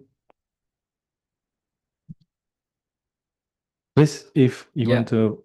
Thank you. I think I will respond two questions. First about the leadership on AI, and the second one is about the how Indonesia can build our own AI. This is quite interesting question. The first about leadership, it is depend on what we can understand about the leadership. In terms of AI, of course, humans still on the top of AI, because as we know that AI work with the algorithm that made by system by human brain. But in other hand, AI also can lead the leadership. For example, in 2016, AI beat Garry Kasparov, the number one chess in the world.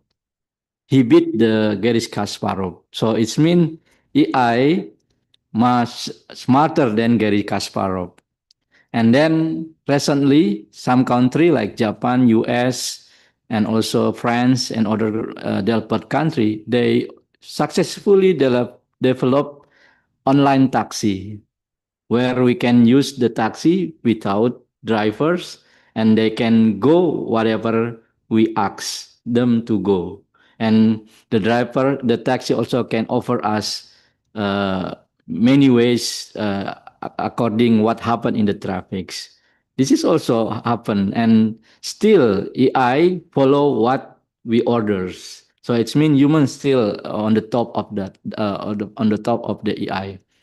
But of course, we also have to be careful about the AI. For example, recently, so many good song and sing made by AI, and many people doesn't know that it is a product by AI. They just believe that wow, this is a very nice song, this is a very nice movie, and so on. I read so many comment about. Have you ever watched the song of the American Idol? It is about old father very miss their family, and it is a very nice song. Huh? Yeah, that's the AI song. But when I read the comments from the Instagram, for example, many people prize who is the writer or the author of this song. They're just asking about, they want to know more, but they don't know that this is AI. So there are so many product now, especially in the arts, actually made by AI. But of course, behind that, there is someone who made this system. So still, I think human still on the top of AI until now. But we don't know in the next future, 50 years ago, 50 years to go, maybe AI also can lead us. I don't know. The second question is very interesting, and we are now doing this context just decided in our institution, Indonesia need to have our own AI. That's why now in the Research Center for Law, we initiated to have our own AI on the field of law. Because in terms of politics, for example, if you use ChatGPT, be careful, because there is a propaganda of America, US about this. Just try, ask AI what your opinion about, for example, Israel and Palestine wars. The question should be leading with the propaganda. But if you ask, for example, DeepSeek about the war, the answer will be different, because DeepSeek belong to China and Russia. So this is That's what we should be careful of when we use the AI. Also try, for example, ChatGPT, ask them, what is the best or the truth of the religion in the world? You can see the answer of ChatGPT about this. Even if we ask a specific questions, which is it is sometimes become very sensitive for politics, we can understand the answer based on who has the AI behind the machine. So there is a propaganda. That's why the government of Indonesia now thinking about we have to use our own AI. For example, in the politics, in the law, we are now trying to build our AI, and BRIN has the infrastructure to build that because we have Center for Computing and Informatics. They are also now building some database for developing our own AI, and we are initiated to have a AI in the law, so people can use this AI for asking many things about law, and it is free because we also have, for example, on hukum online, law online, but you have to pay to get the services. That's why BRIN will try to have our own AI on law, and we do hope it will be the first AI in Indonesia to use based on our capacity as and the government also support this. I think that's my comment about two questions. Yeah, I just wanna add us about this is the why we need the research data to support the AI. Instead of just using data from somewhere we don't know, and if we can provide the reliable data, that we can produce very good knowledge after that.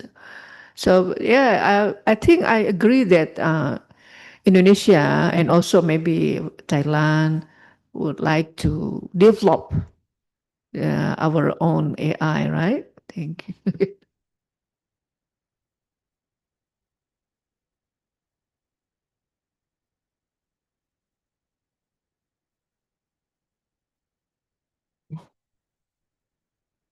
Thank you, Dr. Trina.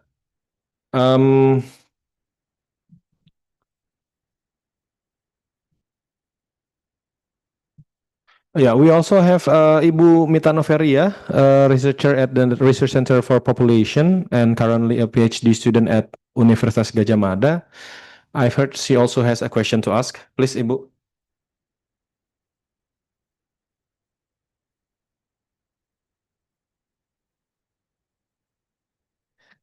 Yeah. How do you know that I have a question? Okay. Yeah, this is interesting seminar. Or, this occasion is very interesting. And respond to Pak Nawi's mention that the AI, we depend on who creates the AI. So the question is, how far we trust the AI actually. So Dr. Bang mentioned that he tried to compare his grading with AI, his grading and with AI's grading. And then I would like to know if there is no, if the difference is too much, how did you do? What did you do?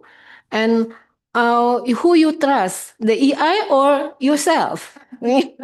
Yeah, because this is it is depend on us. Yeah, who we trust more and who we did not trust. And I filled your questionnaire yesterday, and there are many questions that I think that I can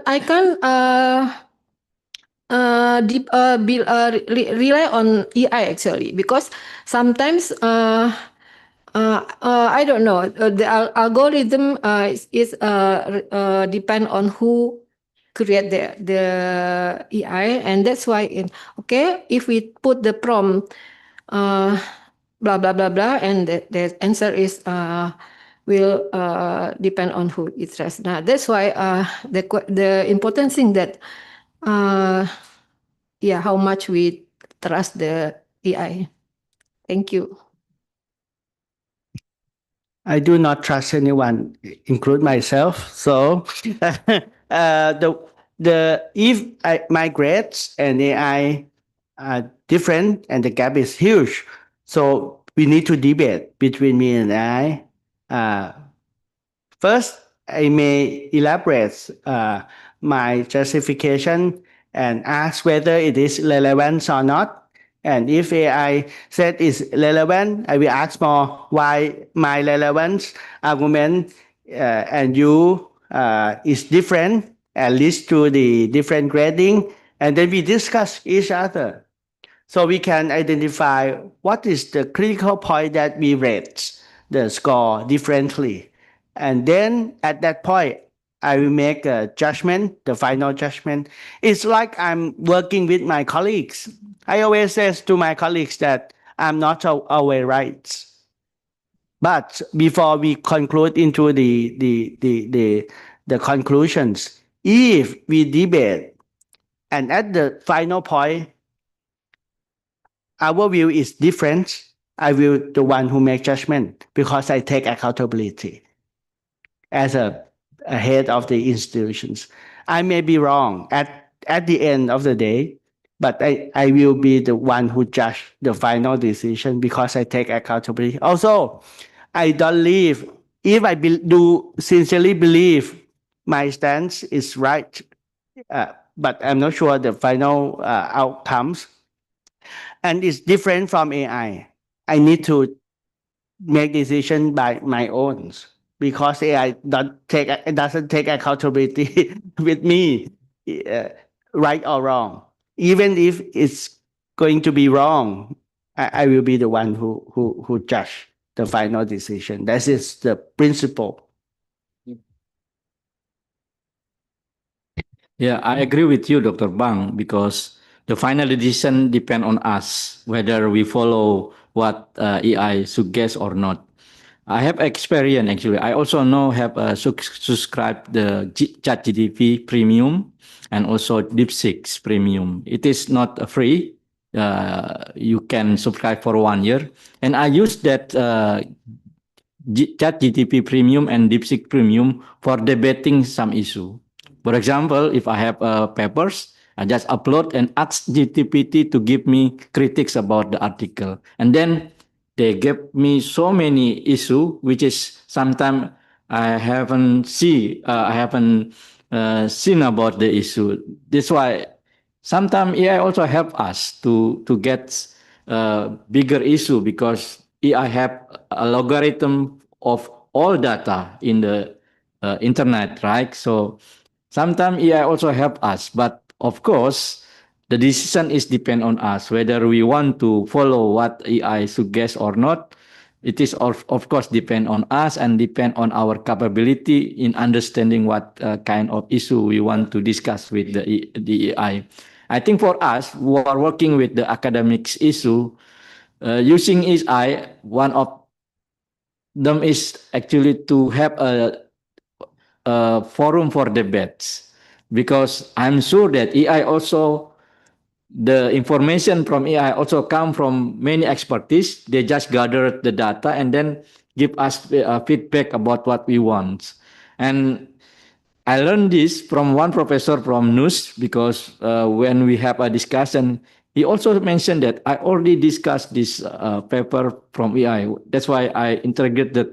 Wow, it is interesting. We have no partner for discussion, not only from human, but also from machine. That's why if you have ever tried ChatGPT and DeepSeek with the premium members, then you can see the difference between the free and the paid application. Totally different, and it helps you to increase your papers and also your knowledge about a certain issue through AI. Dr. Bang, your comment. Another interesting aspect is about when you get criticism from AI, it affects you less than people criticism. This is in the field of AI human interactions. We respond to AI differently from we interact with real humans. And if the chess master fail and then he cry, we cry together with him easily or easier than we cry together with AI. AI don't cry.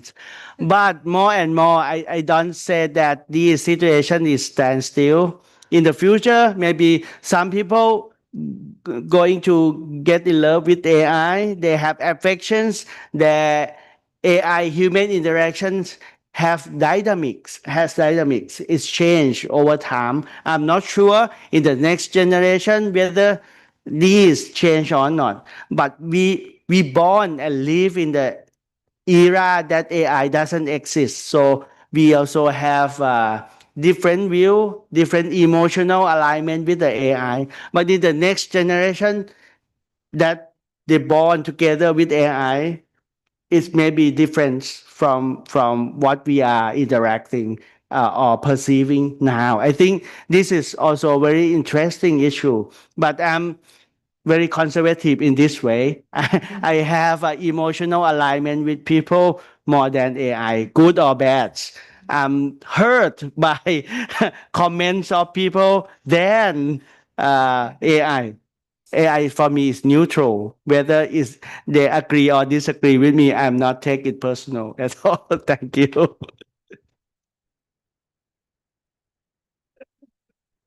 Yeah, please.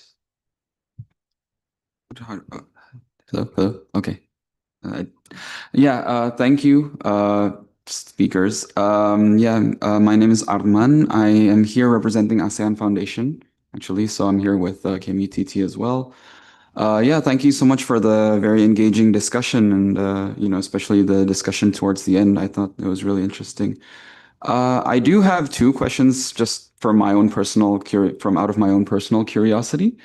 I think the first question is more addressed to Dr. Nawawi, but it's about one of the things that you mentioned. This is something that I do hear a lot in discussions regarding AI, is that it has this massive potential to increase, to improve the economy of Indonesia, well, in the world in general.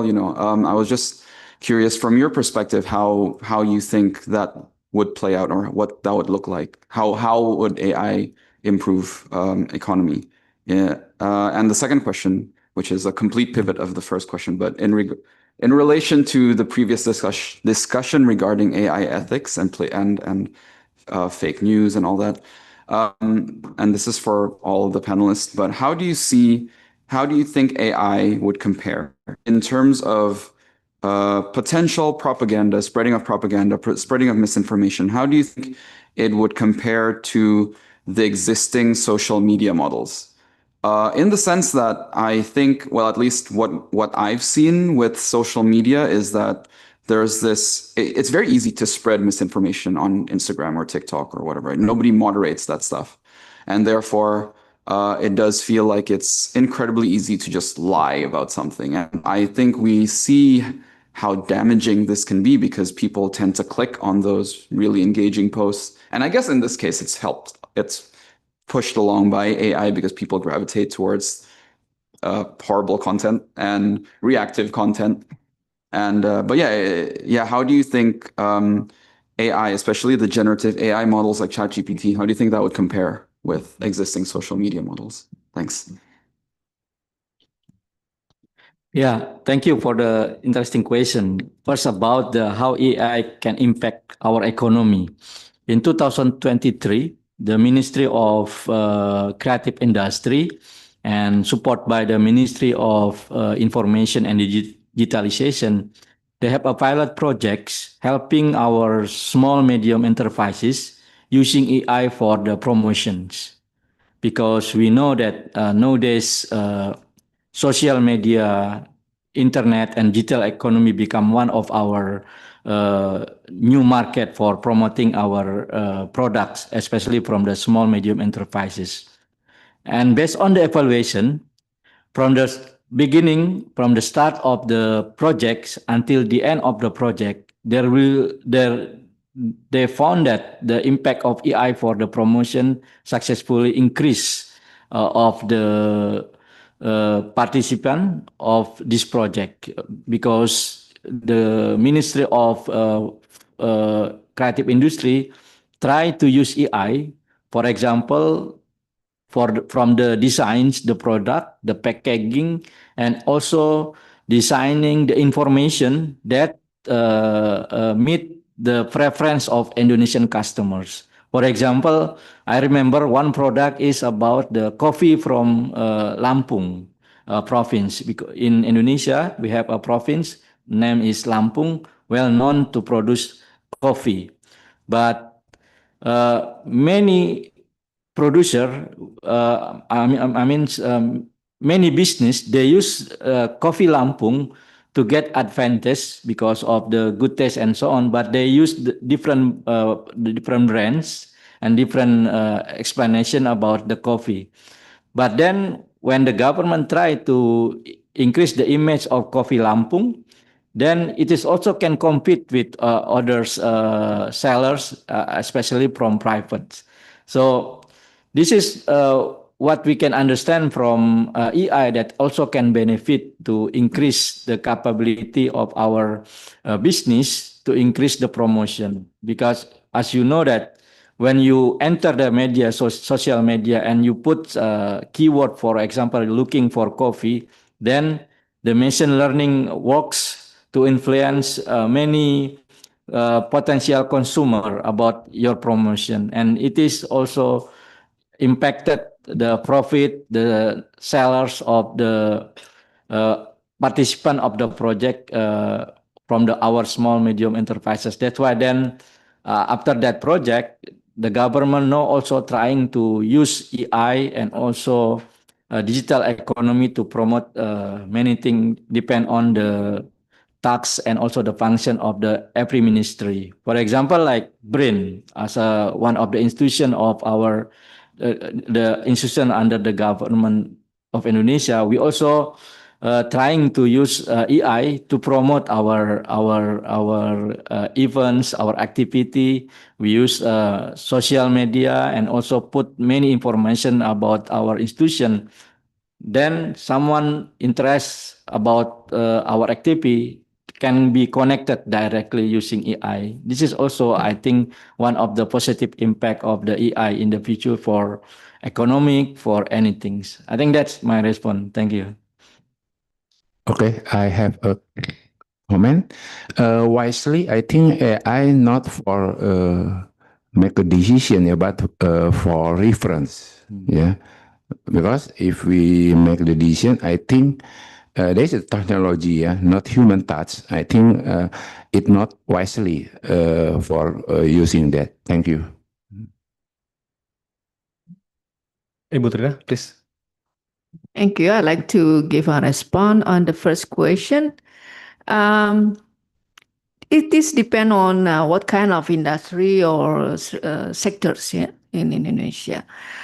I'd like to highlight the marketing agency, especially. Like, this is really, I think, based on the current situations, I think the impact of AI is we replace our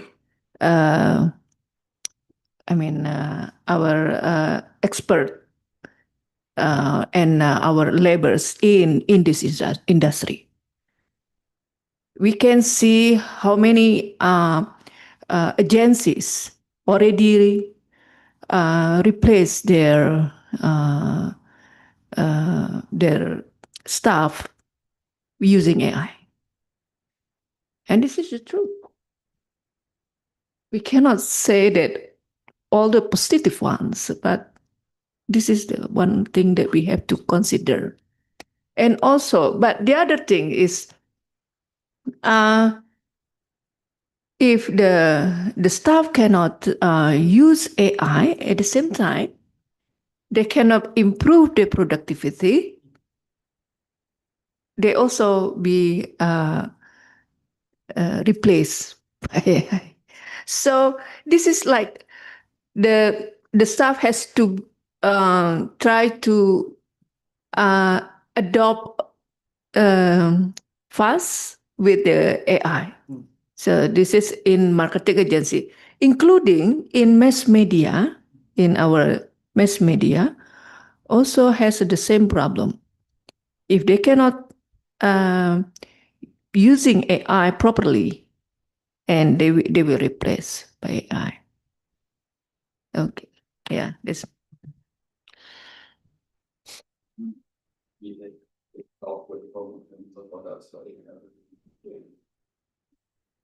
Is there an introduction as to which one will have later?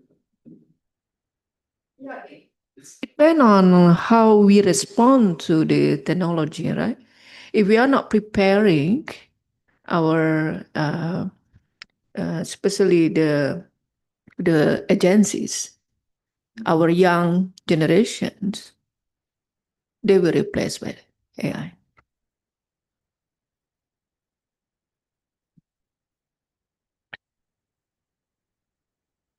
Okay, Dr. Benghap, you have more? Oh, okay. Okay, thank you so much to everyone who asked and answered questions. It was truly an engaging and thought-provoking discussion. Honestly, it feels like we could keep going because it's getting even more exciting, but unfortunately, our time is limited.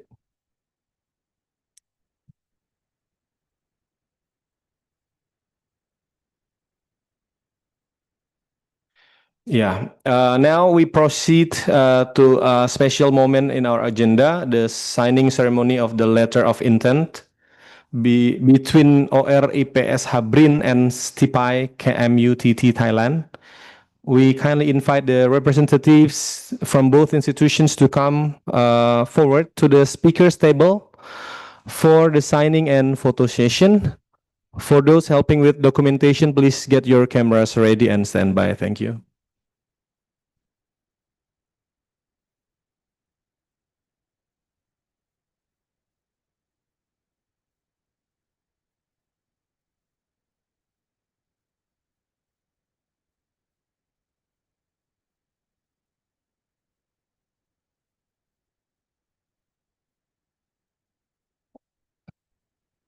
Colleagues from STIPI, do you want to stand behind Dr. Bang or beside, if you want?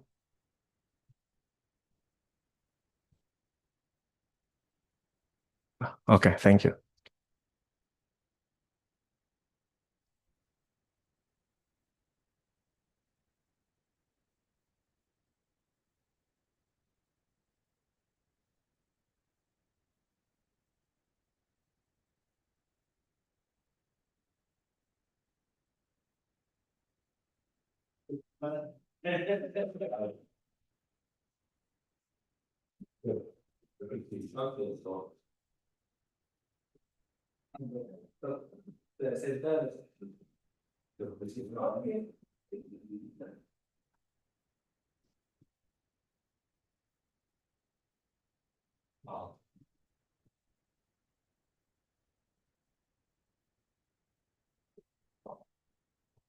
Thank you very much.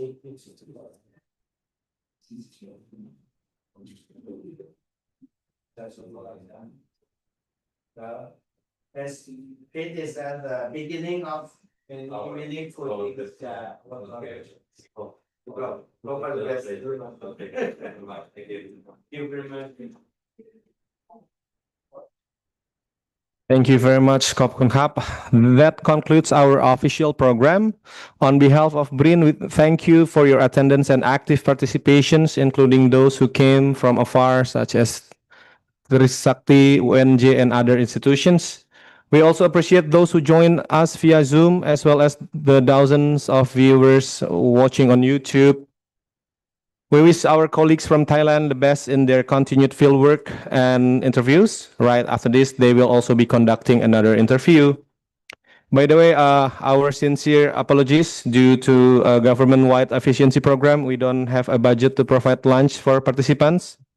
For those who'd like to have lunch, you can go down to the first floor and walk toward the canteen near the gate heading to BKPM.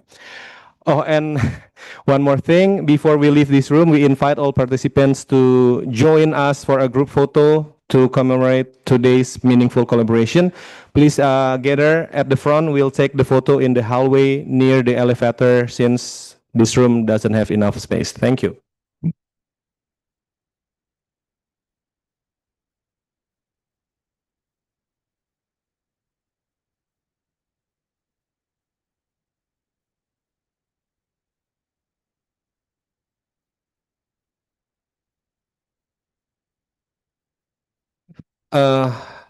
Dr. Backup, you can do the interview in this room also. Yeah, we use this until 4 p.m. Thank you.